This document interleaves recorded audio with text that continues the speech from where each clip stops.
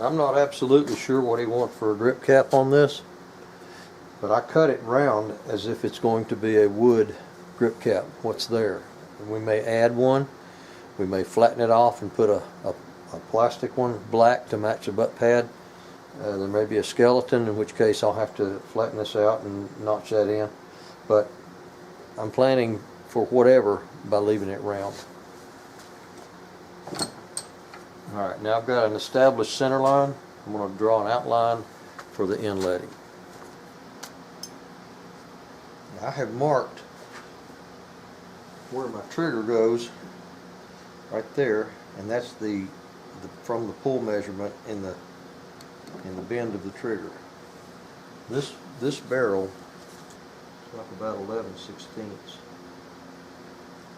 Half of that would be 11/32, and the barrel sits halfway out of the wood, halfway down into the wood. So when I draw this line, I've got to make me an 11/32 mark, and this top edge goes halfway of this receiver. And I can mark it now as a kind of a rough measurement, and then I can see a line where the stock used to sit in there. There's a little bit of a kind of a dirty line there.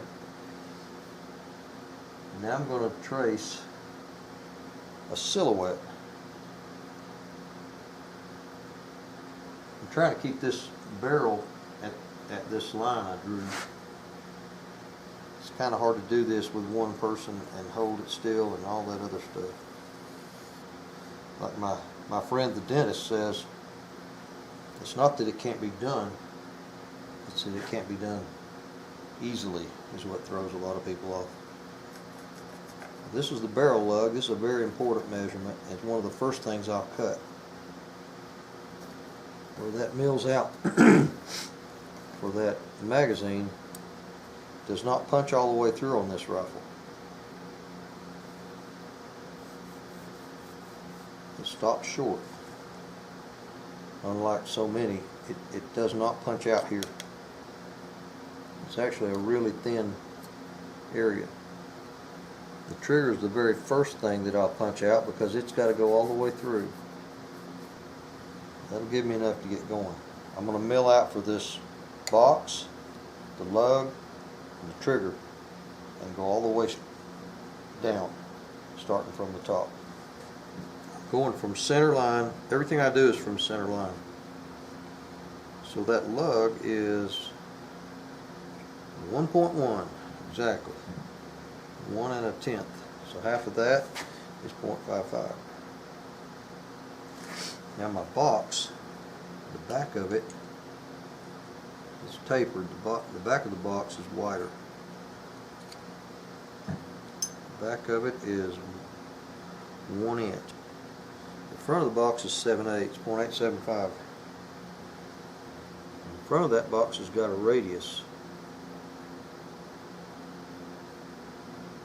which I'm going to mill in there because it just makes it look professional. As one of my former bosses used to say, it looks professional. Alright, my trigger group has got two different widths. I've got my safety sticks out. It's not centered. In other words, the trigger group is this width, but that safety sticks out on this side. And it's wider. It's hard to see black,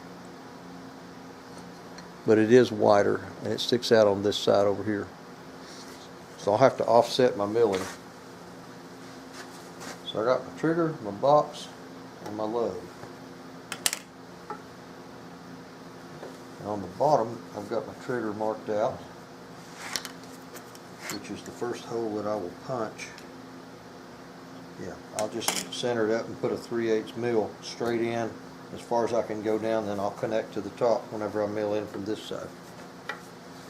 So that's the silhouette. That's where I start. Those are my silhouette markings. Once I get those done, I'll come back and make some more, because that's what we do.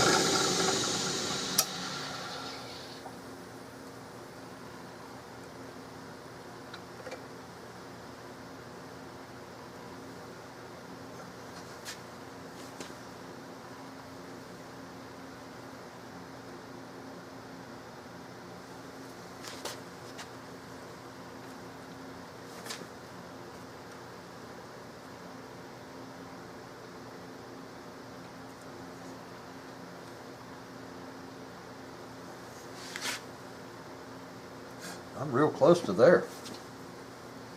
I'm gonna leave it alone.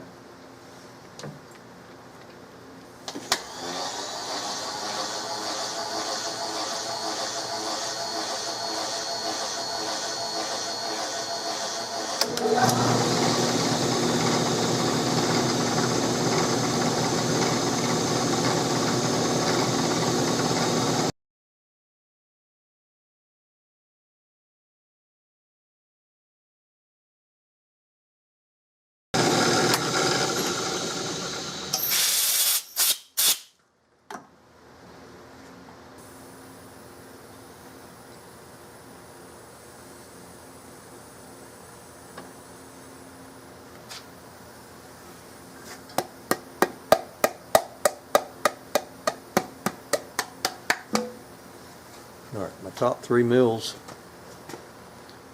are done. I'm going to come in from the bottom and cut out that trigger, relieve for that trigger, and then I can set the mechanism down in there, and I can outline my barrel and my receiver. I don't have a way to set this thing in from the upside down, because I only set it in upside down for this one job. So I've got to just simply level this in place.